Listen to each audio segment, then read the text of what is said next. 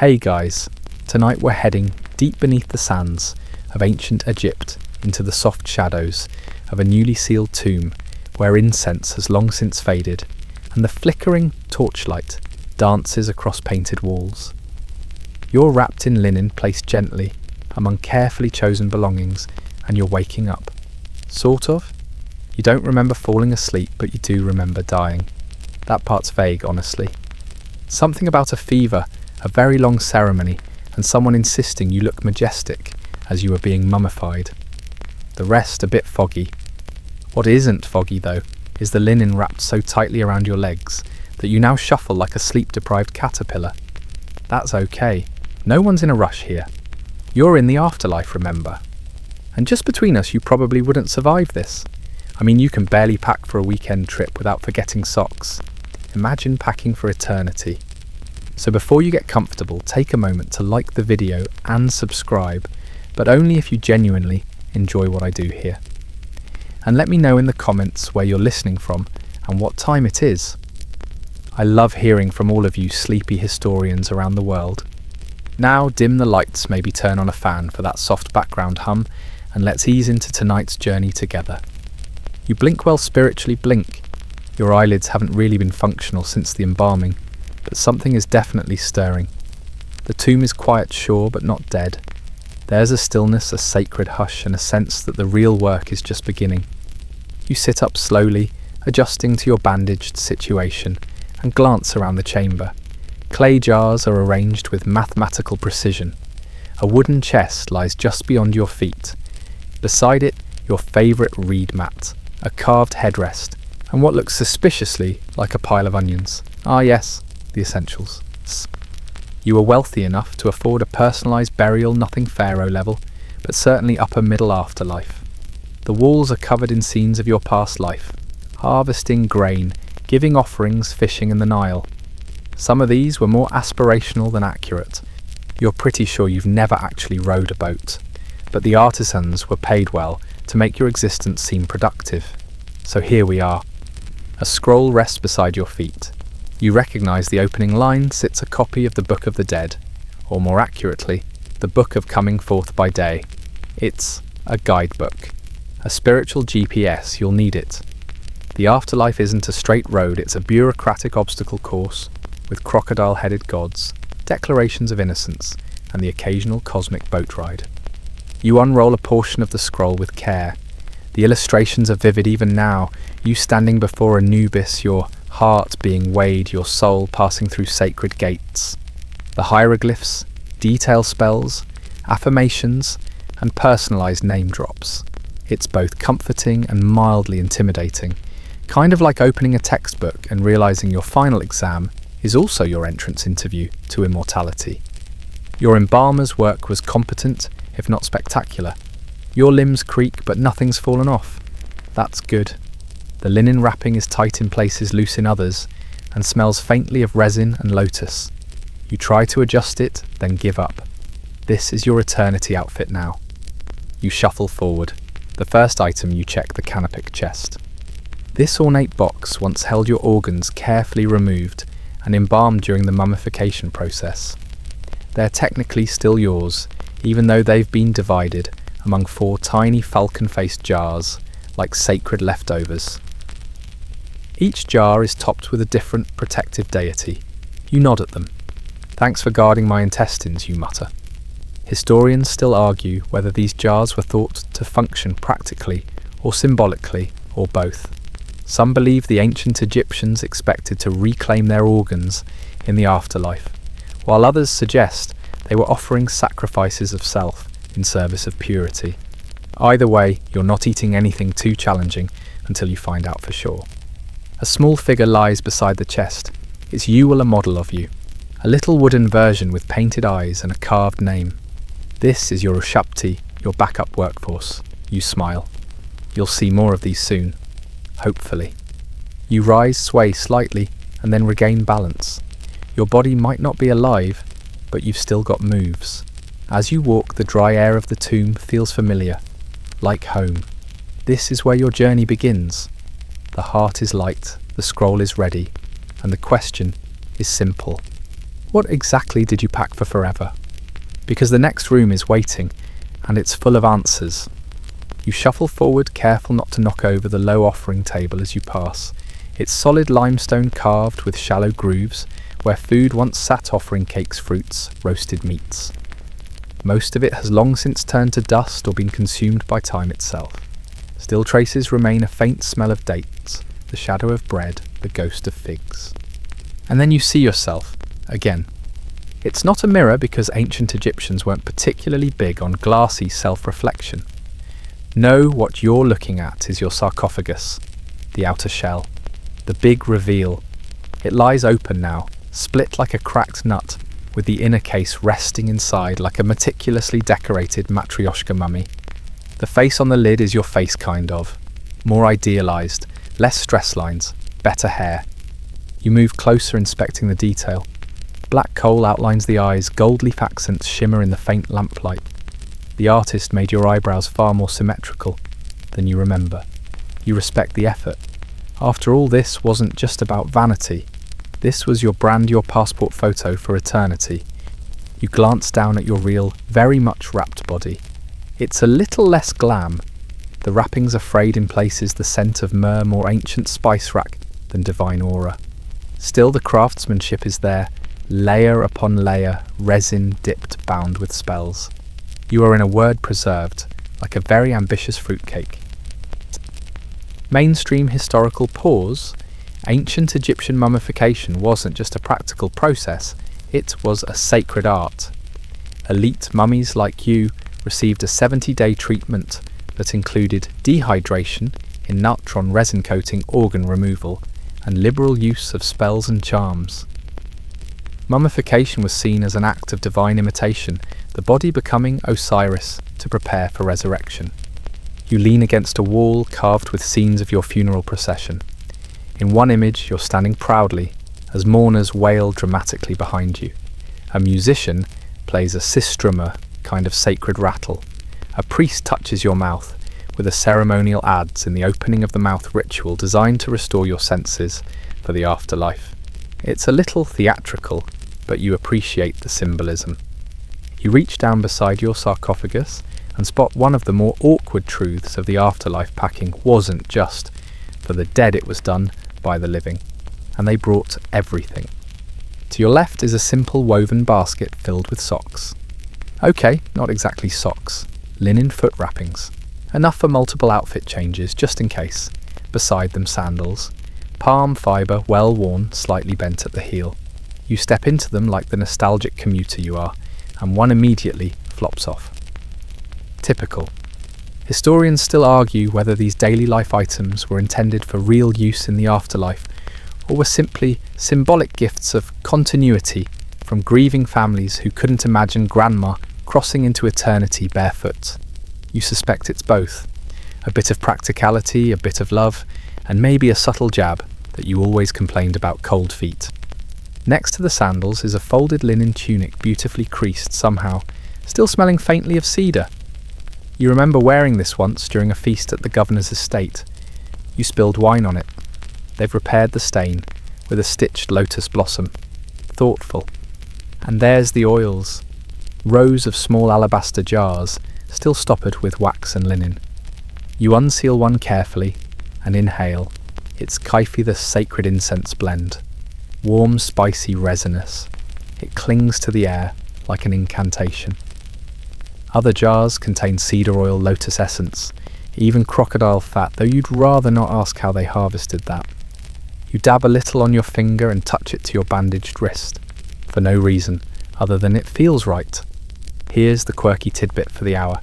Ancient Egyptians didn't just preserve their bodies, they scented their souls. Texts describe fragrant oils being used to refresh the K or spirit, and in at least one recorded case, a priest was reprimanded for using cheap oils on a nobleman's mummy.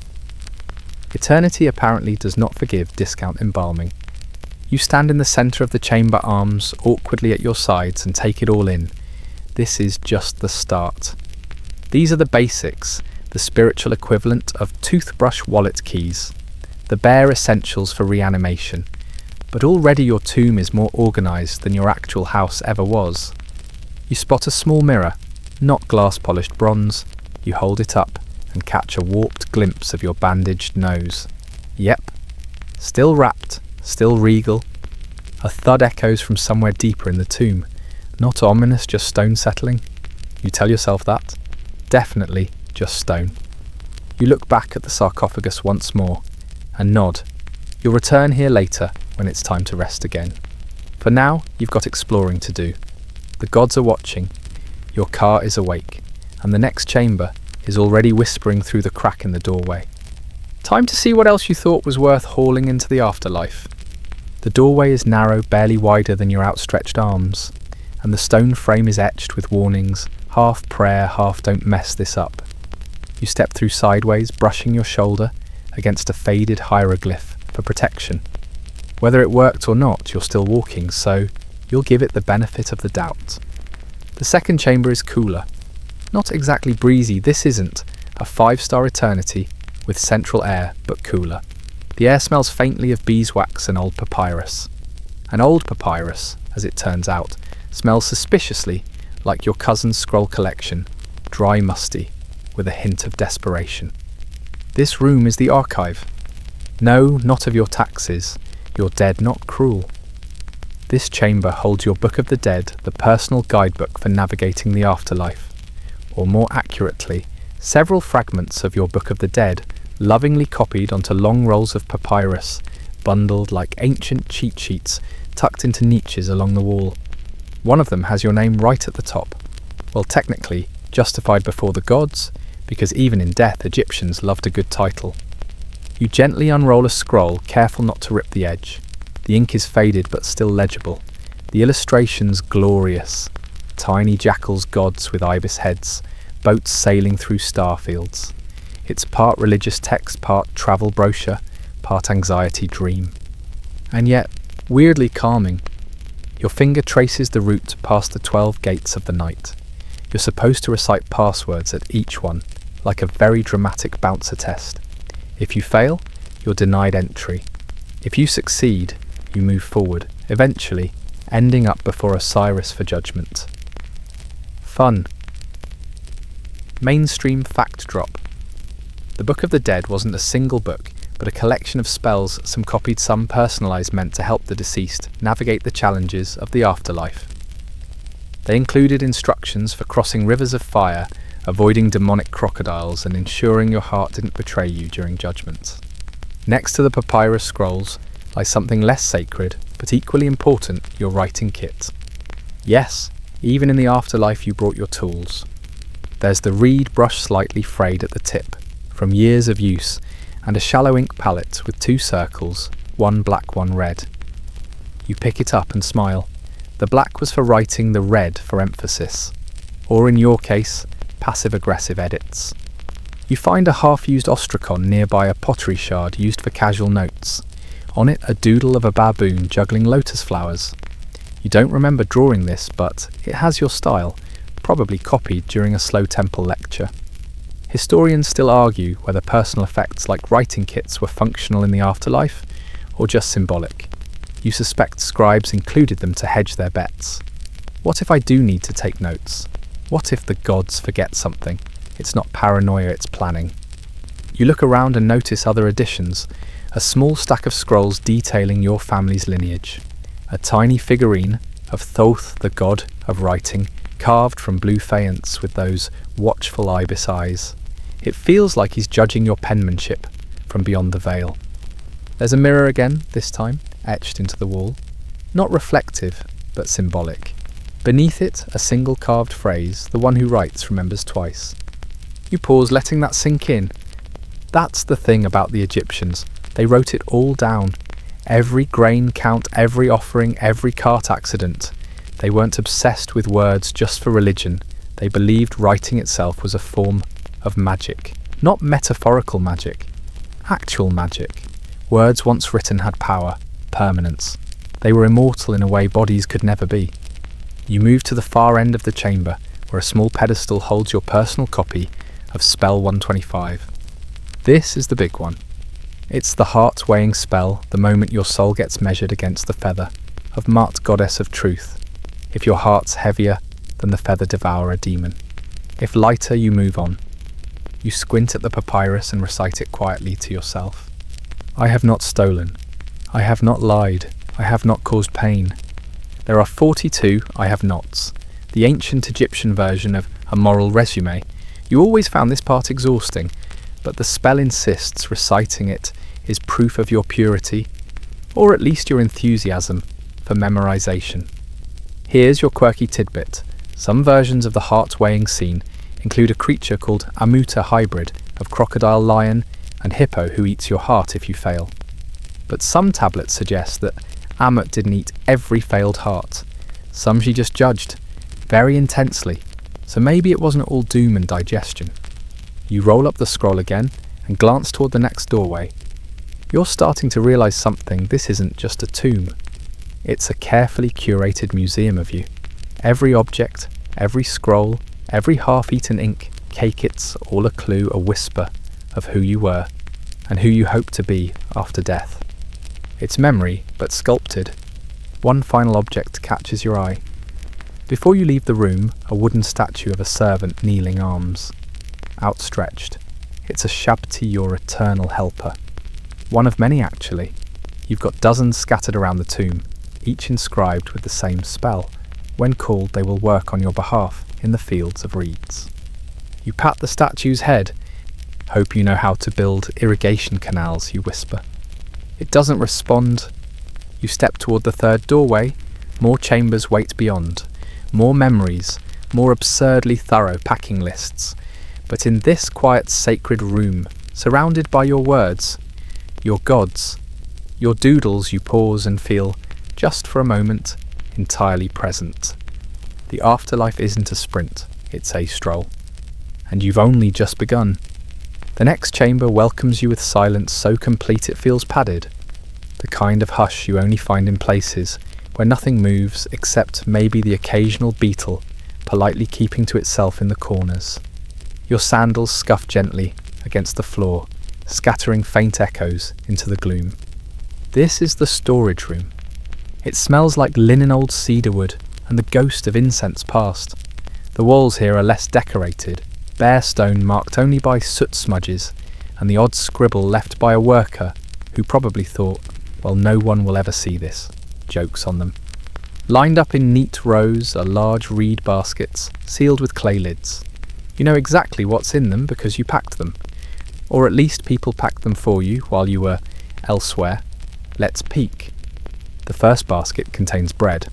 Not freshlets, not kid ourselves, but carefully dried loaves, some shaped like birds, others just solid lumps. You sniff one. It smells like eternity, with a hint of barley. Bread was life in Egypt, and it was expected to be afterlife too. Here's your mainstream historical fact. Egyptians included food offerings, real or model versions in nearly all burials from pharaohs to farmers. Bread, onions, dried fish dates, lentils, basic staples, designed to feed you forever.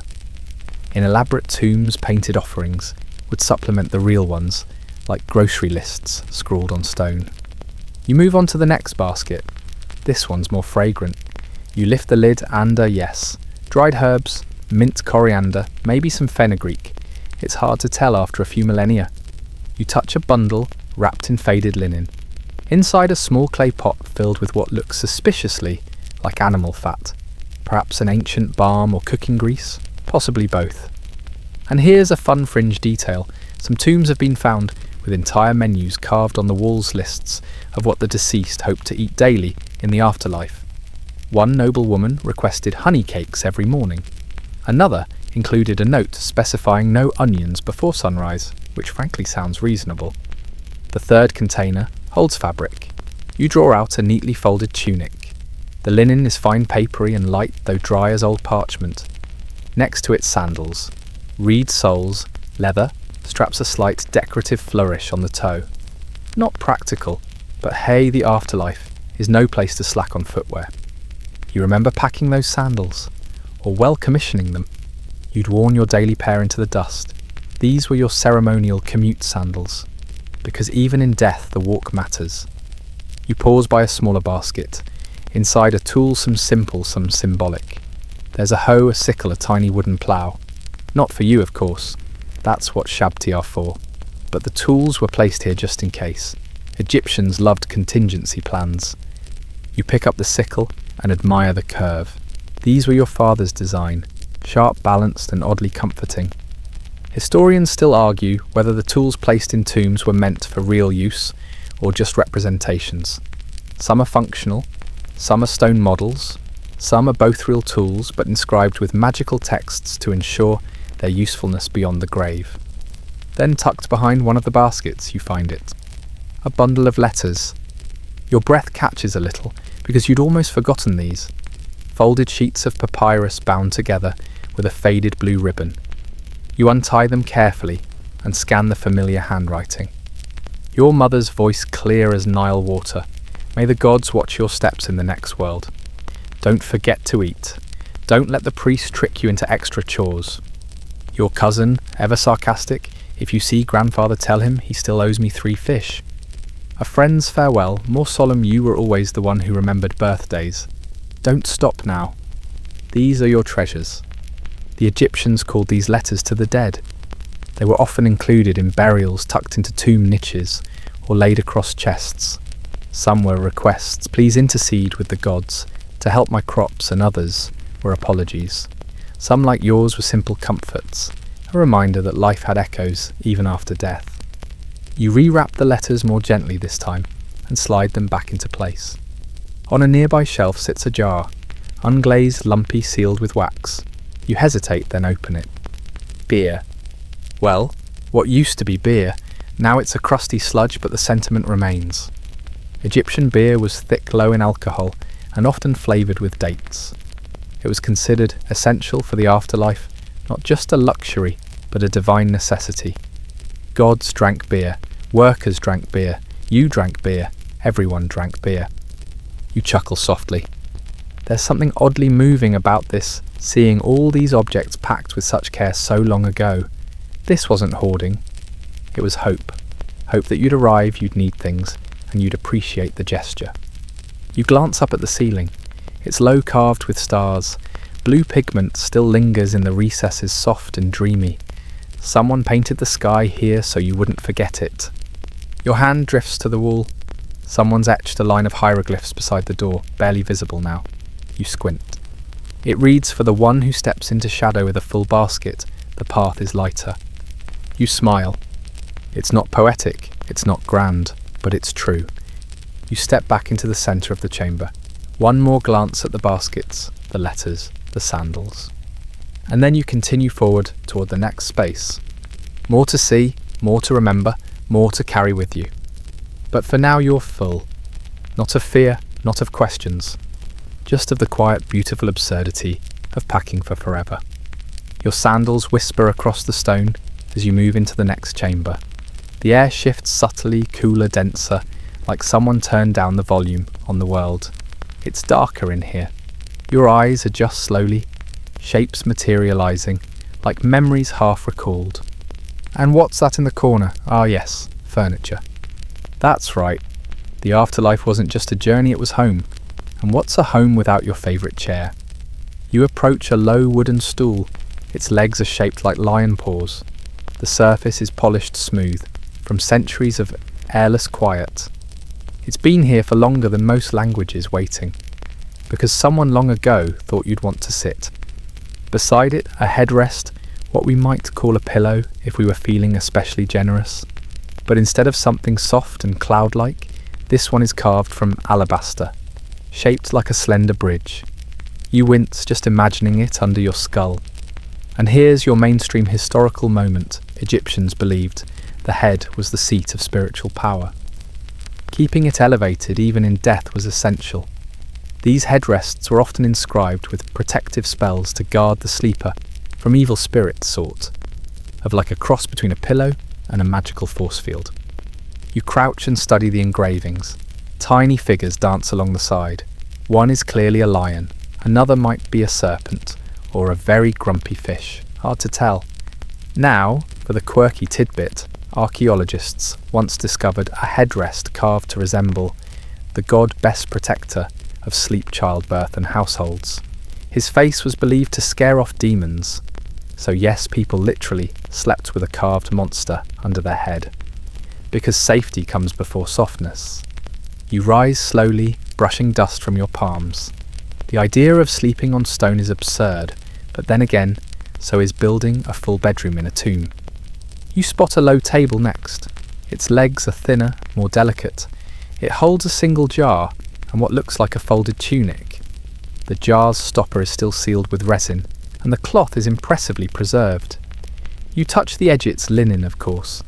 Light fine and dyed the faintest blush of ochre. No polyester in sight. You wonder who folded it. Did someone smooth the corners, thinking of the soul that would wear it again? Did they whisper a prayer into the threads? Historians still debate whether grave clothes were chosen for their spiritual significance, symbolic value, or just fashion sense. Some claim the dead were buried in ceremonial garments, for rituals beyond the veil. Others argue it was about comfort, familiarity, and not facing the gods in your bathrobe. You step further in. Against one wall rests a wardrobe.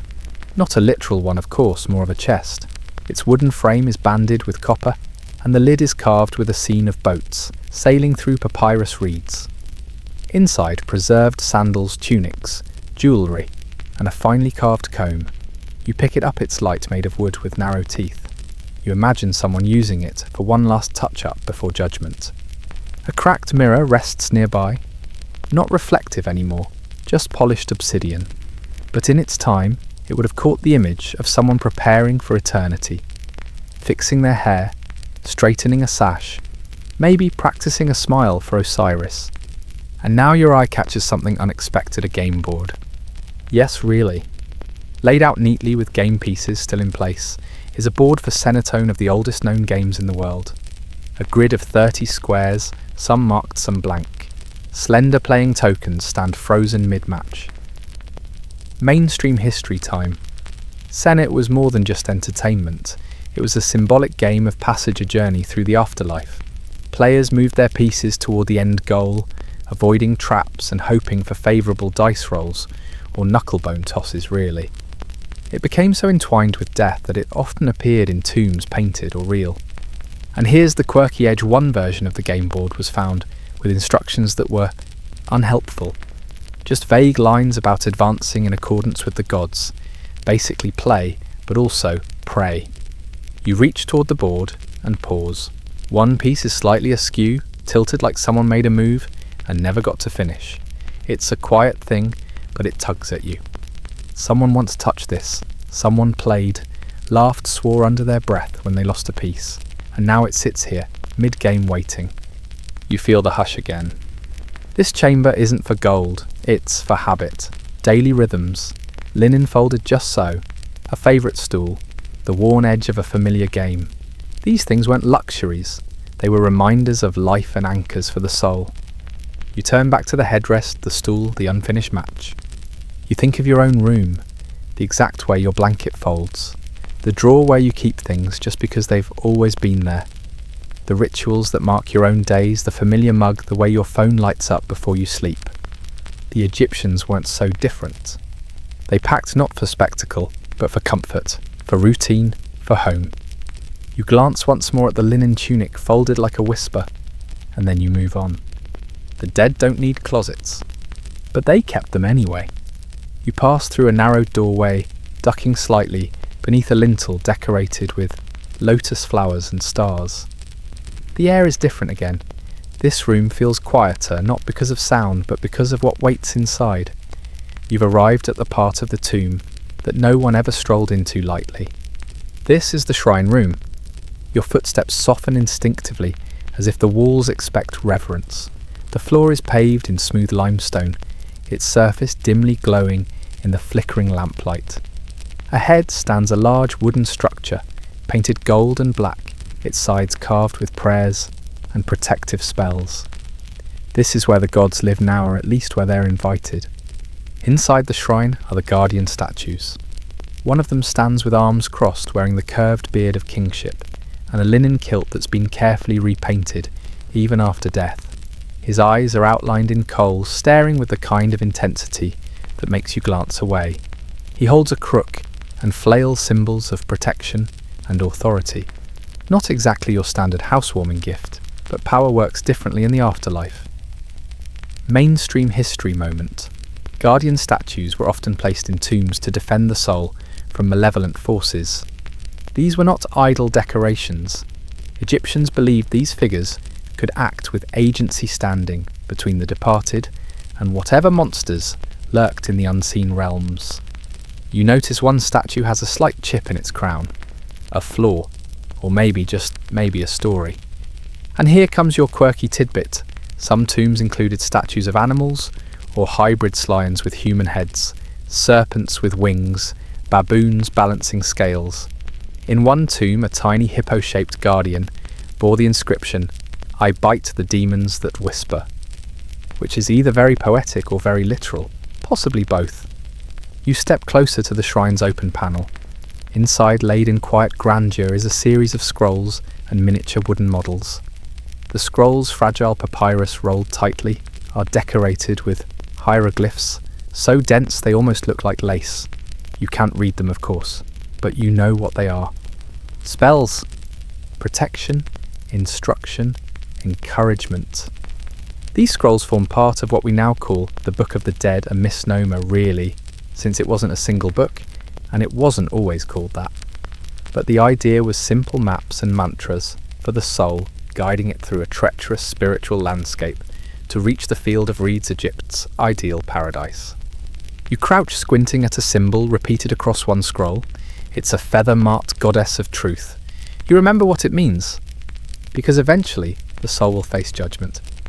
Historians still argue whether every tomb included such scrolls, or whether only the wealthy could afford full versions.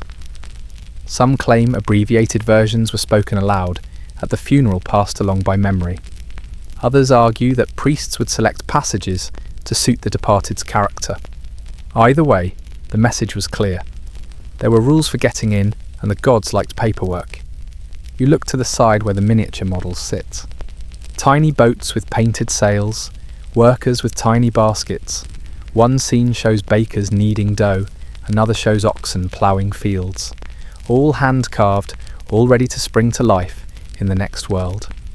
This wasn't just decoration. These were insurance policies. The afterlife had chores, after all. Bread needed baking, fields needed planting. And if you didn't want to do it yourself, well, better bring a team.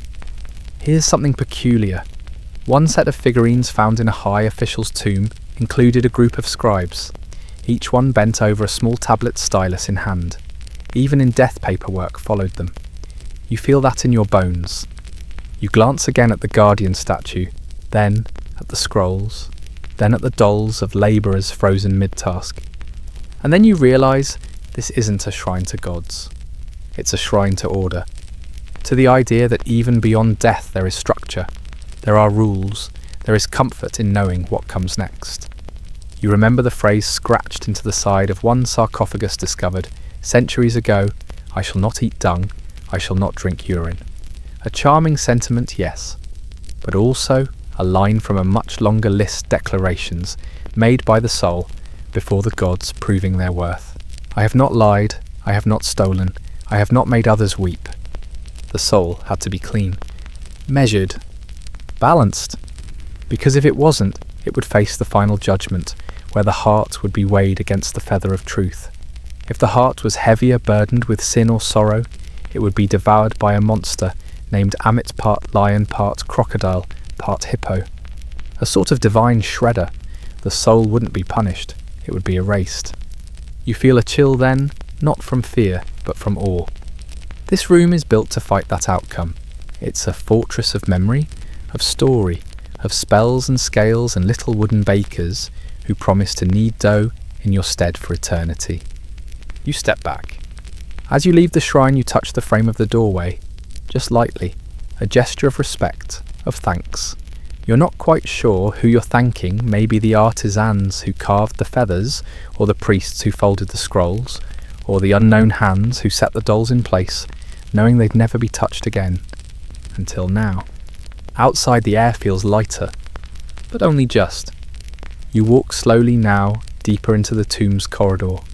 The shadows stretch longer here, cast by the flicker of your imaginary oil, lamp steady, but never quite bright enough to chase the darkness, all the way to the corners. It smells of dust, and something ancient you can't quite name, like linen soaked in centuries of silence. The next chamber yawns open, revealing a scene that feels oddly familiar. Not because you've seen it before, but because this, more than gold, more than scrolls, is what home looked like. It's the storage room. The ancient Egyptian version of a walk-in closet/hardware shed/backroom of a museum gift shop. All around you, shelves, jars, trunks, baskets and bundles. Some neat, some definitely not. There's a chaos here that's almost cosy. You step closer to one of the reed baskets. Inside bread. Or what used to be bread. Now it's mostly a fossilised question mark, but someone once packed it here lovingly, like a lunchbox for the longest trip imaginable. And not just one kind, there are loaves, flat rounds, even what looks suspiciously like a date cake. Ancient carbs, eternal carbs. Here's your mainstream historical moment. Egyptian tombs, especially those of the elite, were packed with food. Bread, beer, fruits, meats, vegetable, 7 honey, which incredibly still survives in edible condition in some tombs. The belief wasn't symbolic. They thought you need this stuff in the afterlife. Hunger didn't retire when your heart stopped. Next to the bread are jars glazed blue and green, still sealed with wax or mud. You recognise them. Oils, wine, sometimes perfume. One jar even has a little string taggit's hieroglyphic inscription, smudged but still clinging. You imagine some ancient attendant whispering, "This one's the nice wine, the good batch, for after the judgment, not before." Nearby, a wooden chest sits cracked but proud, its corner reinforced with copper bands. Inside, linens, white, folded with shocking neatness considering the millennia. Burial shrouds, spare robes, maybe just an eternal change of clothes in case eternity gets sweaty. Spoiler, it probably does. Here's a quirky tidbit for you. Among the more unexpected grave goods archaeologists have found are board games, razors, fishing nets, and one fully intact folding chair. That's right, folding. Chair. Because apparently even in the afterlife, sometimes you just need to sit down dramatically. You keep walking. The next shelf holds tools. Small hammers, chisels, knives with bone handles, each one wrapped in faded cloth like a precious heirloom. Some belong to the person buried here. Others were symbolic tools for metaphorical work in the afterlife. But all were meant to be useful. Historians still argue whether these were truly expected to function or were simply tokens, representations to remind the gods what the deceased needed. Some suggest there was a spiritual logic at play, that recognition of the tool was enough to summon its usefulness, even if it couldn't cut or shape anything physical. A few small boxes contain cosmetics, coal sticks, malachite powder, ivory mixing palettes and tiny spoons. There's even a broken mirror-polished copper, dulled with age, but unmistakably designed to reflect. Because apparently, even in the afterlife, you didn't show up with under-eye shadows. You pass a small jug labelled by your best guess, with a word meaning cool water. You laugh softly. Someone planned for thirst, or maybe just liked having a comforting label. It's strange how much you relate to that. On one wall, you spot hanging amulets, dozens of them strung on papyrus cord or tucked into little linen bundles. Scarabs, ankhs, eyes of Horus, each one infused with prayer protection purpose. Like a spiritual toolkit you could carry into whatever came next. One bundle intrigues you, a charm shaped like a tiny foot. You squint, tilt your head. Some scholars think it symbolises travel. Others think it's for grounding the soul, ensuring it doesn't get too flighty in the afterlife's confusing geography. You keep looking. A pile of carved animal figurines catches your eye. Cows, ducks, cats, all rendered in careful, loving detail. You wonder if they were favourite pets, or symbolic, or both. One little cat has a painted collar. You hope someone in the afterlife is still scratching it behind the ears. A small bell hangs from a hook carved from shell and strung with a copper tongue. You tap it lightly. It doesn't ring, but in your imagination, it chimes once soft and clear, a sound that says, "Im still here." And then tucked into the corner, you see it. A basket of letters. Not scrolls, letters, rolled and tied, their cords disintegrating, but their presence unmistakable. They're not for the gods, they're not for the priests, they're for the dead. Love letters, farewells, apologies, reassurances. This was a real tradition, leaving messages for the departed. Some were poetic, some were blunt. One letter found in a tomb begins, "You left too soon, I still have things to tell you." Another says, "Don't forget me, I am still lighting incense." You feel that in your chest. You back away slowly, respectfully, your eyes moving over each jar, each bundle, each echo of someone's hope, that the journey beyond wouldn't be made empty-handed. This wasn't just storage. This was preparation. A kind of comfort packing, not to conquer death, but to travel through it as yourself. Still hungry, still sentimental, still in need of soap and a spare tunic. And as you leave the room, you glance back at that folding chair. And just for a second you imagine yourself sitting there, tired, quiet, surrounded by jars and baskets and echoes of people who packed every piece of themselves into the afterlife just in case. Not because they feared death, but because they understood life. You step quietly out of the storage chamber, still brushing imaginary dust from your fingers, as if the past could stick to your skin like flour on a baker's palm. The hallway narrows again, the air denser, now thick with meaning more than humidity. You sense you're nearing something important, and then you see it. The walls begin to change. They're not just stone anymore, they're messages, not scrawls or casual graffiti like back in the city streets, but carefully inscribed, artfully painted hieroglyphs. Rows of symbols march along the stone, punctuated by vivid images, gods, spirits, boats, flame stars. This isn't decoration. This is the user manual for the afterlife. You're entering the realm of spells. Not wands and wizard hats. Spells in the ancient Egyptian sense, protective verses, navigational aids, cheat codes for eternity. This section of the tomb is the equivalent of carrying a really thick, extremely specific travel guide. So you've died now. What volume I authored by millennia of anxious mortals and very imaginative priests. One mainstream historical fact to anchor you, the Book of the Dead, despite the spooky title, wasn't a single book. It was a sprawling collection of spells and hymns personalised for the deceased. Over time, it evolved from exclusive pyramid walls to papyrus scrolls tucked into coffins. Some versions contained over 190 spells, others just a handful. You pause to study the wall. The first panel shows a boat sailing through stars. Beneath it, a figure kneels before Ra, the sun god who is halfway through transforming into a scarab.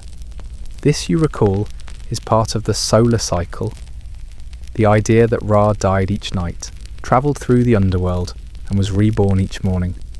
A comforting metaphor if you don't think too hard about the part where a serpent tries to eat him mid-journey. You run your fingers gently along the carved stone.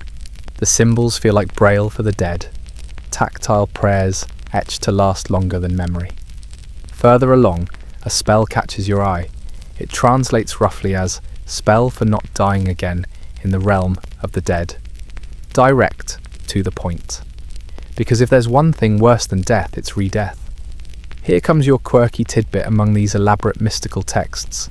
Is one spell dedicated solely to ensuring the deceased could remember their name in the afterlife. Think about that. You die, you arrive at the divine DMV, and the first thing you're asked is your name. If you can't answer correctly, you might get turned into a disgruntled spirit, or worse, forced to scrub Wrath's celestial chariot wheels forever.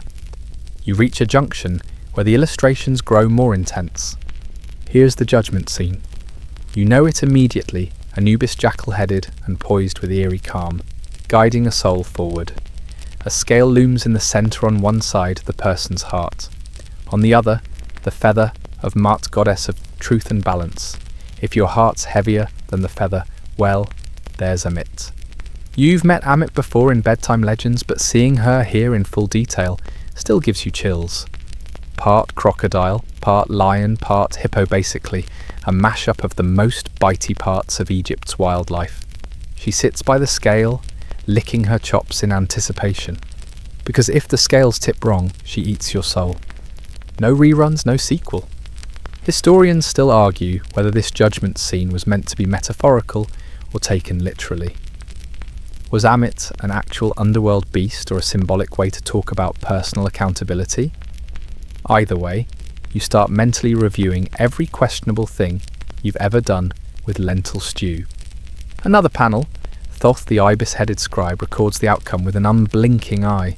He holds a reed pen and scroll, probably muttering, "Yes, let's just write down that you totally never lied about borrowing grain."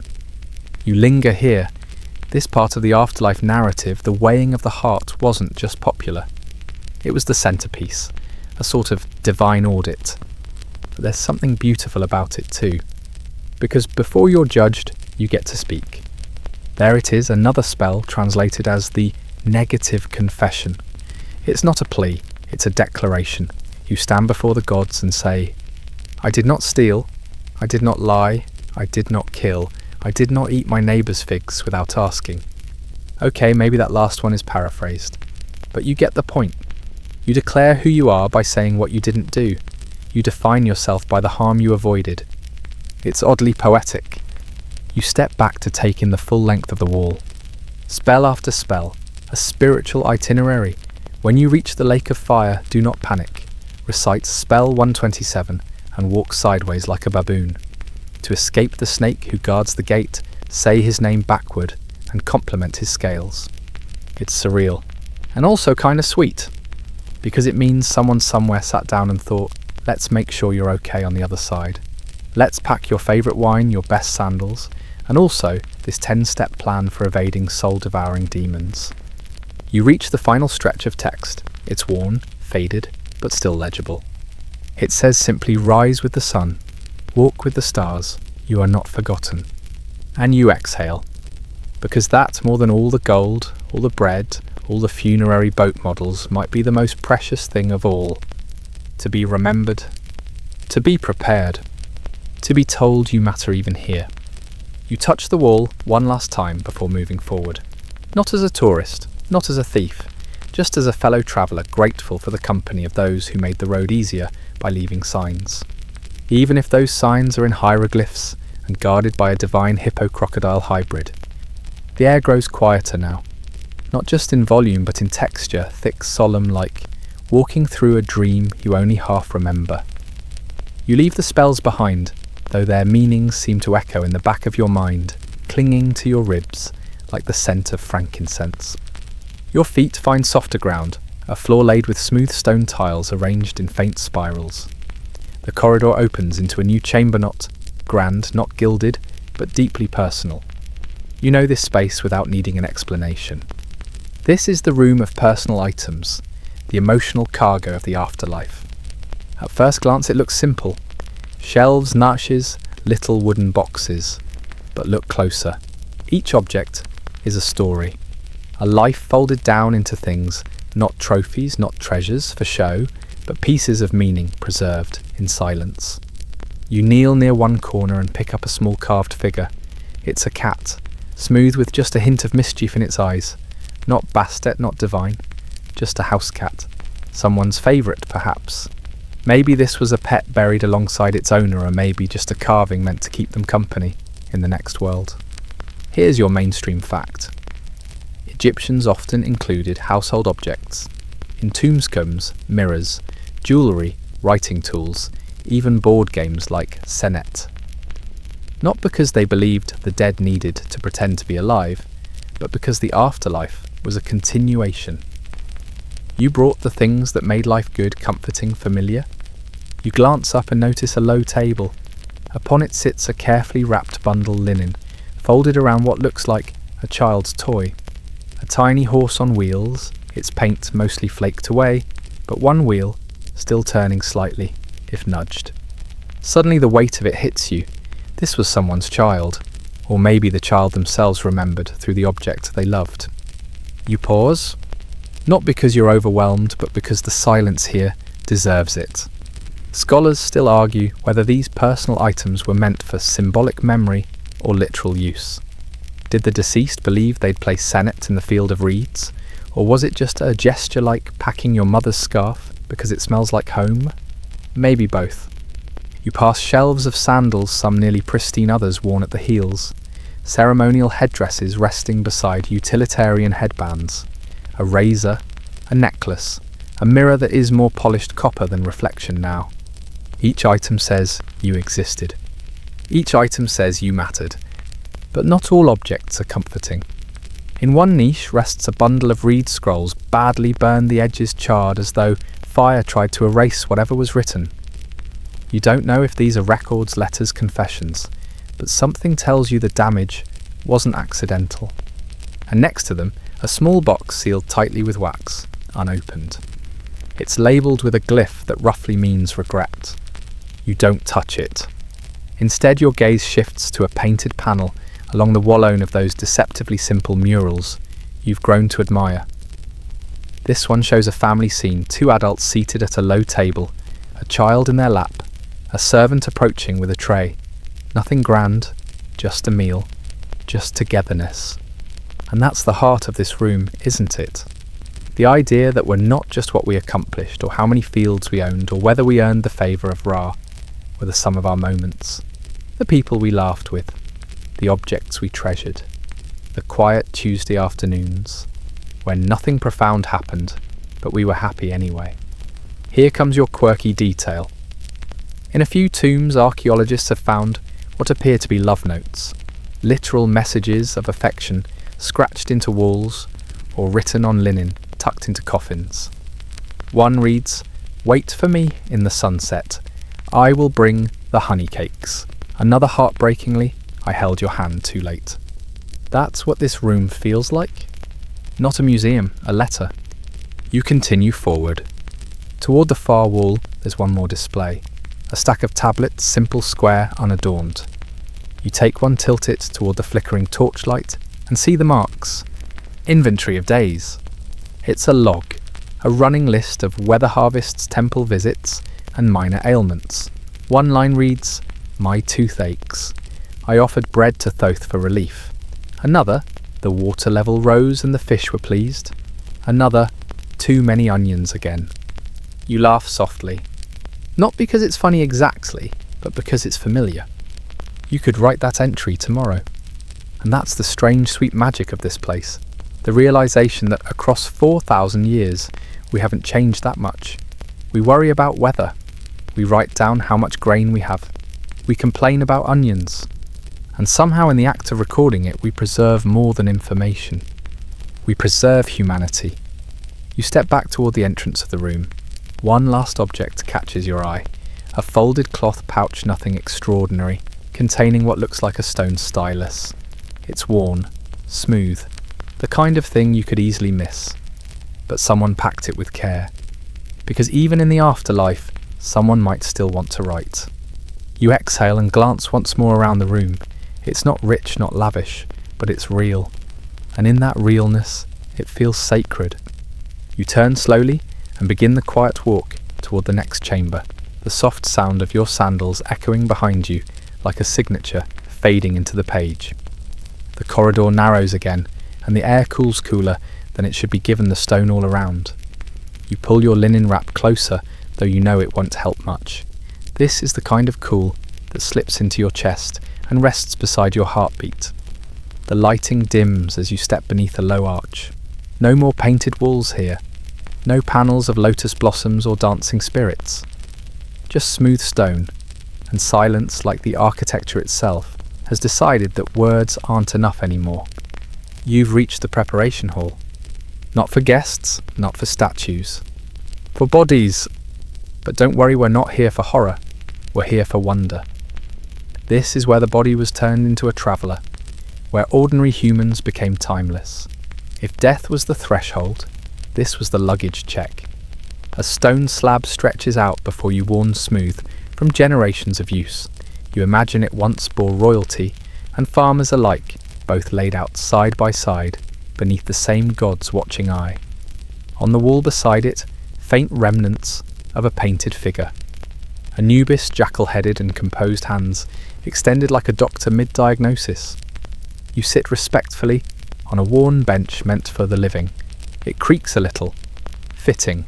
You're about to spend time with the idea of a body, as it used to be treated, with care, with fear, and with a list of tools that included everything from flint knives to sacred natron.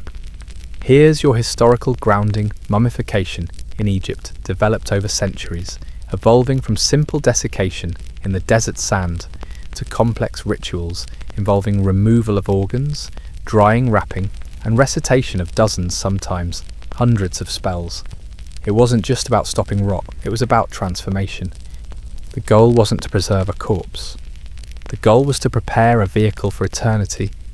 You spot a tray on the side wall.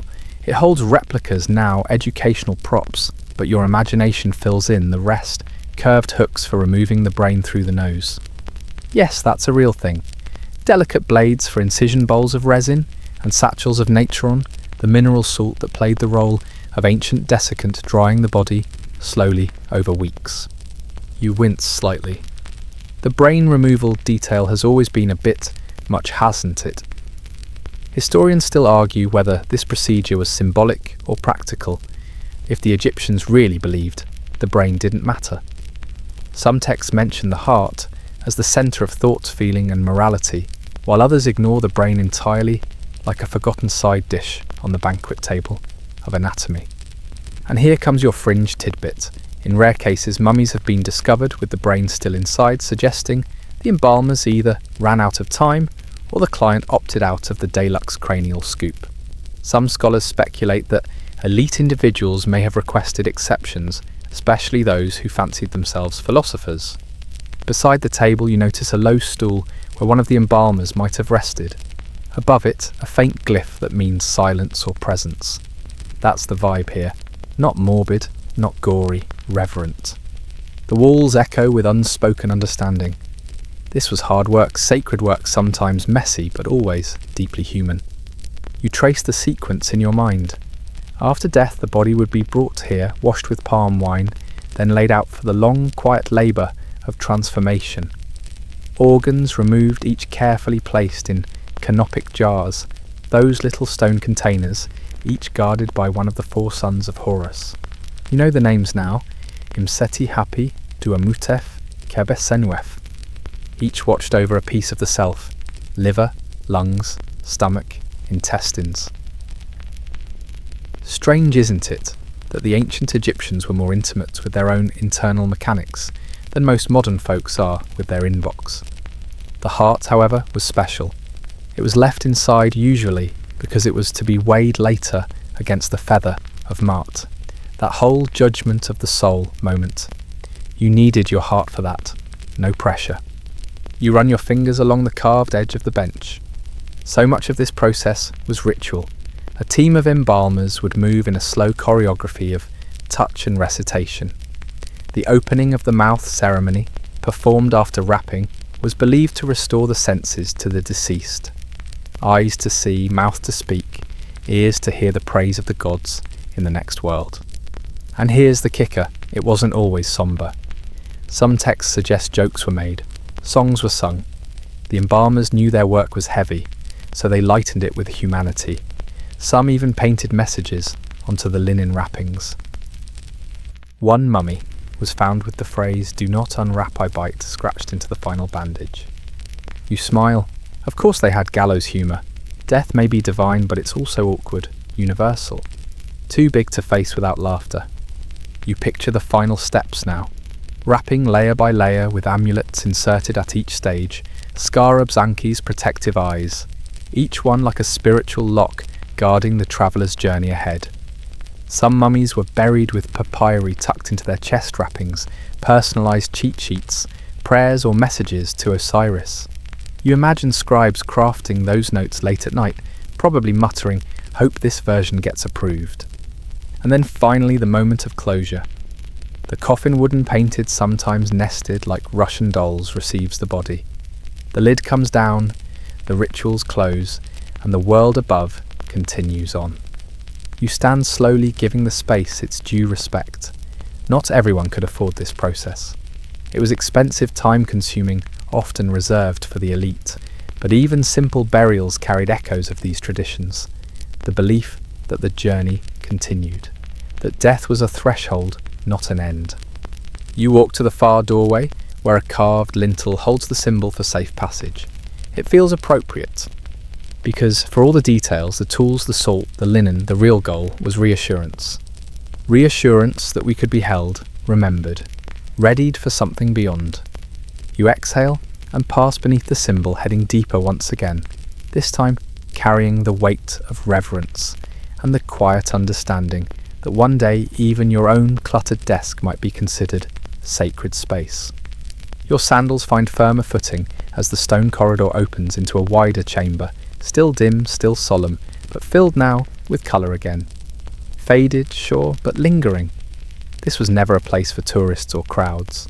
This was the room of provisions. The afterlife, after all, is no casual affair. You take a slow lap of the space, your hand brushing the low shelf that runs along one wall. It's covered in clay replicas of bread of ducks of onions. Yes, onions. Apparently, the next world required snacks, and maybe soup ingredients. You reach into your bag and pull out today's curiosity, a palm-sized figure of a servant grinding grain. You turn it over thoughtfully. It's an Ushabtian ancient Egyptian burial figurine, meant to spring to life in the afterlife, and do labour on your behalf. Because here's the thing: the ancient Egyptians didn't imagine paradise as endless naps and cloud surfing. No, they expected chores, farming, harvesting, building, all of it. But if you were clever and rich, you packed back up. Ushabtis weren't decorative, they were your ghost interns. A single tomb might contain dozens of them, hundreds even, each inscribed with a version of the same phrase. If I am called to work in the field of reeds, let this figure answer in my place. You admire the efficiency. Historical fact incoming. The field of reeds was the ancient Egyptian vision of paradisia, lush mirror of life on earth, full of rivers, fields, and family. The catch: you still had to earn your keep there. So along with food and furniture, people packed their tombs with mini-me labour. You picture it yourself strolling through eternal barley fields, fanning yourself, while a clay figurine does the actual reaping. Not bad. The debate. Oh yes, there's one. Historians still argue whether these items were meant literally as functional magical tools or symbolically as expressions of devotion and preparedness. Were they believed to animate, or just to demonstrate spiritual readiness? Either way, the Egyptians did not pack light. As you move further into the chamber, you pass jars sealed with resin, some labelled with what look like flavour notes, dates, honey-spiced beer. A few contain dried fish wrapped tightly in linen. Some are even shaped like ducks in case the gods preferred their offerings lifelike and festive. Here's your fringe gem archaeologists once uncovered a tomb with 2 full-sized wooden beds, complete with reed mattresses and carved footboards. Were they expecting visitors, or just really hoping for good lumbar support in the afterlife? One theory suggests some of these objects were ritually killed, broken, or scorched to activate their use beyond death. Another argues they were broken to prevent grave robbers from stealing working items. You lean toward both. Egyptians loved a good, practical, spiritual 2-for-1. You crouch near a set of chests. The lids are ajar, revealing delicate linens, strands of faience beads, and yes, cosmetics. Kohl eyeliner, red ochre, a bronze mirror with a handle carved into the shape of a papyrus stalk. The ancients knew looking undead is no excuse for looking unkempt. You raise the mirror slightly and catch your reflection dim and warped in the patina. You look tired, fitting. So did the tomb builders, but they packed beauty right alongside barley, which says something profound. Even in the afterlife, vanity survives. Another row of objects draws your eye tools. Axes, spoons, a tiny harp, even a game board for Senate, a kind of pre-backgammon spiritual pastime. It wasn't just for fun. Senate was believed to echo the journey of the soul through the afterlife, a metaphysical roll of the dice. Imagine reaching eternity and realizing the gods expected you to win your way through it. no pressure. You pause before a particularly large boxonate inlaid with ivory and gold leaf. The lid is etched with hieroglyphs listing its contents for provisions, for pleasure, for preparation. Inside, writing tools, a reed pen, some ink cakes, and a small stack of folded papyri. You grin. Someone brought homework. And just like that, you feel connected, not to the royalty buried here, not to the gods overhead, but to the scribe who packed this kit. Who thought, what if I need to write? Who knew that even in paradise, you might want to record a thought, or a dream, or a note about which Ushabti dropped the barley? This is your kind of person. You turn eyes, scanning the low table at the centre of the room. Upon it rest offerings, not food this time, but symbols, carved ankhs, small scarabs, and a feather of matte replica. This is the spiritual toolkit. Items not for comfort, but for protection and guidance. Each one hums with quiet urgency. May you be remembered. May your name be spoken. May you find your way. You let your hand hover over the tables, edge resisting the urge to touch. Here's the thing about tomb provisions, they weren't about wealth. Not really. They were about presence, assurance, the idea that someone cared enough to imagine your forever, to plan it, to equip you not just for survival, but for dignity, and maybe for style. As you move toward the far side of the room, you spot the last detailed graffiti. Not spray painted, not careless. Etched faintly into the plaster near the floor, a scribe's name. Not the deceased, not a priest. Just the person who packed the afterlife boxes. A quiet mark that says, I was here. I helped. It strikes you more than gold ever could. You smile and trace the edge of the name with your gaze. Then you rise. You step carefully back through the chamber, past all the comforts and clutter of eternity. And you think when the ancients packed for death, they packed for life. In food and laughter. In mirrors and music. In scarabs and scribbled names. It was all here to say you mattered. And even the donkey statue on the shelf agrees. You duck back into the corridor and let the quiet close around you like linen wraps over a mummy's chest. The scent of resin lingers in your nose, that oddly sweet medicinal smell that once meant preservation and now just signals memory. Your sandals scuff softly against the stone as you return to the long hall where the walls lean in ever so slightly, like they're eavesdropping. You're not sure if it's the architecture or the afterlife pressing close. Either way, you walk with care. You pass a row of columns. Their painted capitals faded, but still visible lotus blossoms and papyrus stalks spiralling upward like a prayer carved in colour. The light here is dimmer, catching on particles in the air. It dances gently, as if reluctant to settle. This is the transition zone, not tomb, not temple, a kind of spiritual hallway pass. To your left, a niche catches your eye. Inside is a statue Uzmal, unassuming but ancient. The figure wears the short kilt of a worker, holds a hoe in one hand and a basket in the other. Another, Ushabti. Yes, but this one is different. It's smiling. Wide, almost mischievous, as though it knows you're tired and halfway hoping someone will carry your paperwork tomorrow. You nod back at it. Across from the smiling figurine is another carving, this one, etched directly into the wall.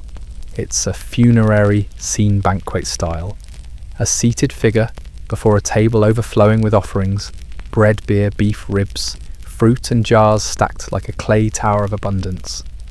Beneath it a single line of script, may your provisions never cease. Now there's a dream. Historians still argue whether these banquet depictions were aspirational or metaphysical. Were they reminders of status or magical blueprints to ensure the scene actually played out in the afterlife? Was it about showing off or calling forth eternity? You step a little closer. The table carved here isn't just food, it's community. There are servants depicted behind the main figure, passing bowls fanning guests. A musician plucks a lyre on the edge of the scene, and even a cat sits beneath the table mid-stretch. You smile. It's always the cat. The fringe detail. In one recently discovered tomb, someone carved a full menu on the wall, a literal meal plan for the afterlife. It included pigeon stew, honeyed bread, and something politely described as fermented fish paste in lotus sauce. You'll pass thanks. Still, the intention is clear. They weren't trying to recreate life vaguely. They were trying to import the entire flavour. You keep walking. Another chamber opens a lower ceilinged space with more wall art, less grandeur. This was a chapel of sorts, the staging ground. Here is where mourners stood, where offerings were presented, where priests recited rites to help the soul separate cleanly, like a boat untying from shore. Your feet echo gently on the floor. It feels emptier than the rest of the tomb, even though you know it was once filled with incense and tears, and maybe even laughter, because Egyptians grieved loudly, but they also told stories. They remembered out loud. And here comes a thought: ancient Egyptian funerals often featured professional mourners, hired grievers clad in specific clothing, wailing and flailing in choreographed despair, not because the family didn't care, but because they wanted the gods to know the deceased was really missed. Imagine that as a job title: full-time sobber, part-time emotional amplifier. One wall in the chapel is covered in lines of hieroglyphs rows, and rows of invocations, charms and names. Your eyes scan them lazily, more like poetry than prose. You don't need to read it all. The feeling hums through anyway. A prayer for safe passage, a spell to open the mouth, a call to Osiris, a recipe for spiritual endurance. It's not a tomb anymore, it's a manual. A guidebook for getting from here to there. And that's what hits you next. Not the weight of stone, but the weight of hope. Because that's what these chambers are made of. Not just golden goods and geometry, but the sincere, aching hope that it all means something. That the weighing of the heart will go well. That the scale will balance. That the soul will speak true. That the gods will be kind. You pause by the door frame, where two tall statues stand guard likely Anubis, though one is missing part of its snout. It gives the impression of a jackal with attitude. You bow slightly anyway, just in case. Beyond them lies a sloped corridor, rising gently toward the outside world. A symbolic rebirth path. You start climbing slowly, your legs remembering the walk, your arms brushing the cool, narrow walls. As you ascend, you find another carving, just a simple one near your shoulder. It's of a boat, sails furled, floating calmly. Beneath it, a phrase. Come forth by day. That's what they called it, the afterlife. The coming forth by day. Not the endless dark, but the return. The dawn. The again. You press your fingers lightly to the carving. Then continue. The air shifts. The shadows stretch. Somewhere far above, the wind moves across sand. And you, after all the wandering and wondering, are almost outside again. Almost back in the world of light and life and awkward goats. But not quite yet. You let your fingers trail along the stone. Just one more minute. Because even if the tomb wasn't yours, the stories somehow were. You step out into the open air, and it hits you like a slow exhale. The sun has started its descent, dipping westward, toward the hills, casting the whole landscape in soft gold and dusty orange. The tomb behind you stands quiet, still patient. It's not a place of fear, not anymore, just memory carved in stone. You adjust your pouch lighter now, though you're not sure if anything inside changed. Maybe you just walked out a bit heavier in thought. The path ahead is half sand, half gravel. It crunches beneath your feet, a rhythm older than history. You begin walking again, because that's what you do. Whether you're an ancient scribe or a sleep-deprived 21st century podcast listener in pyjamas, you're always walking the next path. And this path, it leads you past the workers' village. Not the royal tombs, not the temples. This was home to the people who built the stories. Craftsmen, painters, masons, brewers. The heartbeat of Egypt's immortality project. You pass low mud brick houses, most now no more than foundations. But you can still see the layouts, rectangular rooms, cooking pits, storage niches in the walls. Someone once slept here, argued here, sang lullabies, or whispered about dreams here. One wall still has a faded mural, a man reclining, a jug of beer nearby, a cat underfoot. Of course a cat. Mainstream fact time. The workers at Deir el Medina, a village near the Valley of the Kings, were highly skilled and surprisingly well recorded. They received wages in rations grain, beer, onions, fish, and often left behind graffiti sketches and complaints that give us rare glimpses into daily ancient Egyptian life.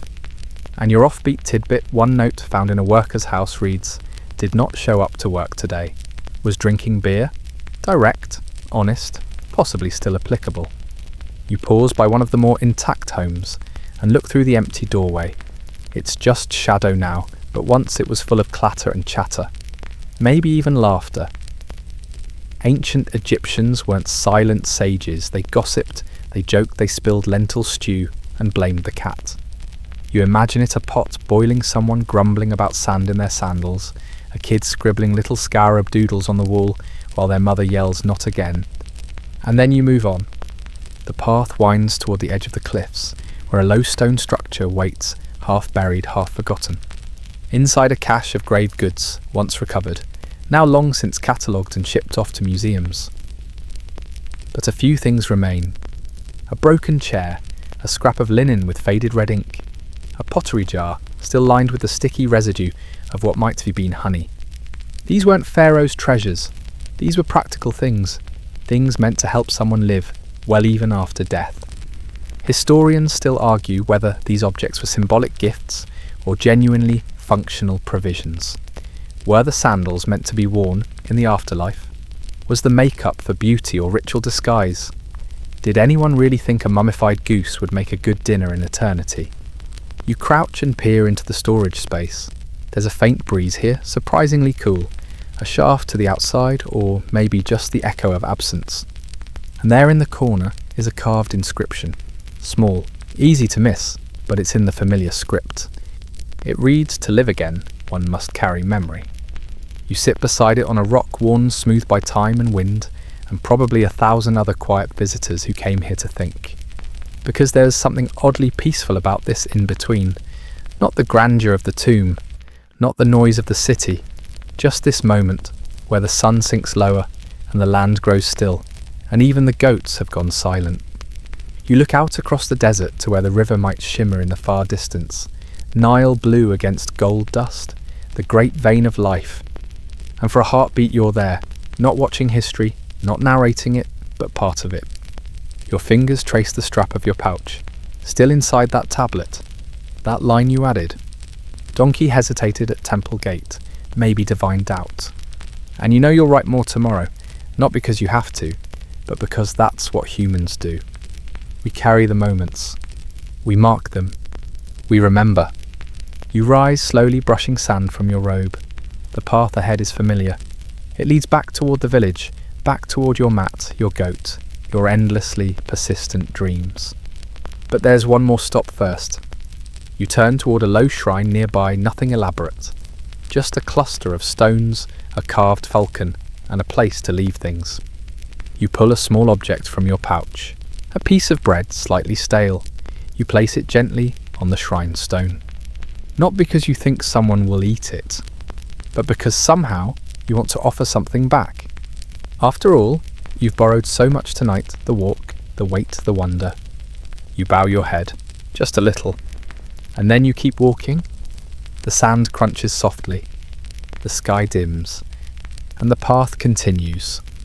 The light fades slowly, like a candle that knows how to take its time. You walk with it step by step, letting dusk brush the edges of your world in deeper gold and blue. The air cools and your shoulders finally relax. This isn't just the end of a walk, it's a descent into stillness. You cross into a more residential part of the village. If residential means places where the goats snore and the neighbours yell about soup.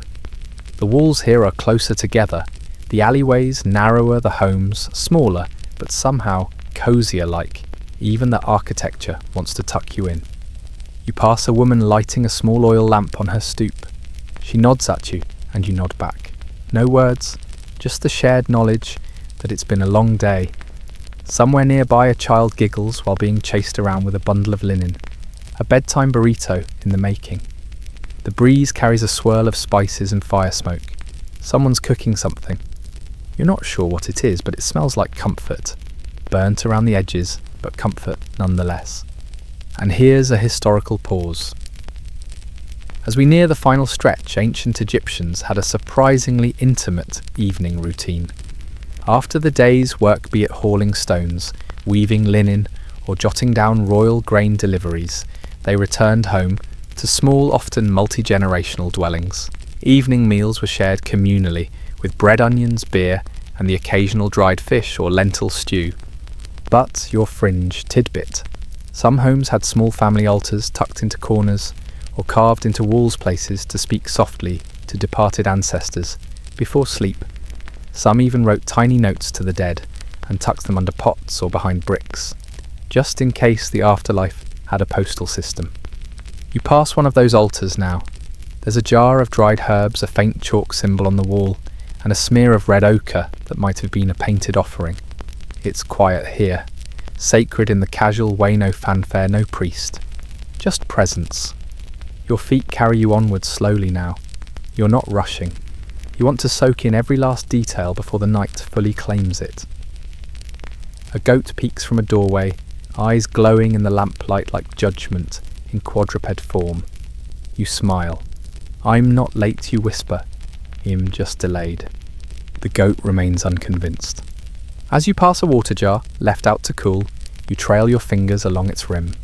Cold, smooth wet with condensation from the evening air. You take a sip. It tastes like clay and sun and faint river wind, better than anything bottled.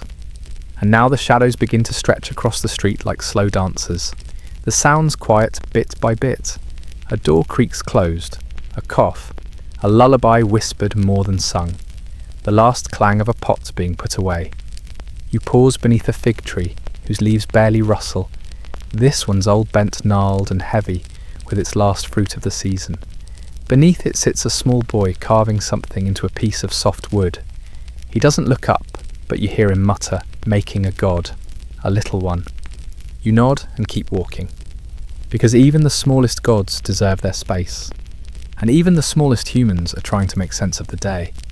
You finally turn into your alley familiar and narrow its walls painted with life, in fading pigments and lingering smells. There's that neighbour's door, always half open. That spot where your sandal caught last week. That window where you once heard someone snore so loud it scared a cat into fleeing its nap. It's all still here. It's always here. The city doesn't disappear when you're away. It just holds its breath and waits for you to return. You step through your doorway. The goat grunts a low, sleepy warning. You bow in mock reverence and tiptoe around her. Inside, your cousin's already asleep, one hand flopped across his chest like he's mid-ceremony. A single clay lamp flickers near the wall, casting tall shadows that stretch and yawn. You lower yourself to the mat, careful not to crumple the day's tablet, still wrapped in your carry cloth. You place it beside you, right where your hand can rest on it as you sleep. It's not just a habit, it's a ritual. Because that's the thing about this world. Everything is a ritual. Walking, writing, eating, laughing, returning home. And it's not for the gods. Not always. It's for you. To feel the rhythm. To leave a mark. To know that even in a world ruled by pharaohs and floods, you had a place, a routine, a moment carved into time. You stretch out your legs. Your muscles ache. Your eyelids flutter. And somewhere in the back of your mind, the thoughts settle like silt in the Nile. Tomorrow the sun will rise. Tomorrow you'll count jars again. Tomorrow someone will argue about barley, or blame a goat, or misplace a stylus and swear the cat took it. But not tonight. Tonight is quiet. Tonight is yours. The wind stirs the curtain gently. You exhale, and the city exhales with you. The night wraps tighter now, folding over rooftops, tucking itself into alleyways, slipping under doors, like a soft, invisible tide. You lie still on your mat, one hand resting lightly on the wrapped tablet beside you, the other half tucked under your cheek. The goat has resumed her rhythmic breathing, punctuated by the occasional snort that sounds suspiciously judgmental. You listen not to anything loud, but to the soft orchestra of nighttime Egypt, the breeze stirring papyrus blinds, the distant creak of wood shifting under temperature, changes the nearly imperceptible hum of the city, slowing to rest. It's a music you've heard your whole life, but it still surprises you, like the day remembered to breathe one last time before letting go. Your body relaxes each limb, sinking into the woven mat like clay into its mould. You stare at the ceiling, where a small crack runs across like a crooked star chart. It's familiar, comforting. You've watched it through countless seasons, storms, and sleepless hours. You whisper to it sometimes. It never replies, but it always listens. And as you drift, your mind does that curious thing it always does, at this hour floating backward and sideways instead of forward. You think of the first tablet you ever etched. Just your name, your father's name, and a wonky drawing of a fish.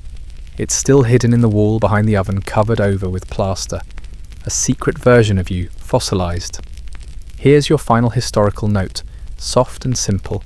In ancient Egypt, names were everything. To write a name was to give it life. To preserve a name was to defy death. And to whisper it, even in the dark, was to connect across time. That's why so many scribes buried with their tools had their names carved over and over. Not because they were vain, but because they hoped someone someday might read them again. And your quirky footnote for the Road One recovered tomb inscription from a minor scribe in Middle Egypt ends with a hand-carved plea: "If you see this, say my name, so I may wake again." It was signed humbly, Hainu, who kept the olive ledger. You whisper it now, just in case. And then the stillness deepens. The dreams approach like oars on a black river, slow, rhythmic, gentle. Your goat murmurs in her sleep. Your cousin snores. And you settle. Your mind relaxes around the shape of the day, the shapes of yesterday, the strange, comforting realization that it will all repeat tomorrow, and that's okay. Because the repetition is sacred. The repetition is how you remember, how you hold on, and how you pass anything forward. There's ink on your fingers, dust in your hair, but there's peace in your chest. You've made it. Through the heat, the mistakes, the laughter, the parades, the paperwork, and the very loud child with the stylus fixation. You've survived a full day in ancient Egypt. You've written it down. And now it's time to let it rest. Just like you. Just like all of it. Close your eyes. Let the city vanish. Let the river hush. Let the stars blink behind the curtain of sleep. You are done. And the past is quiet now.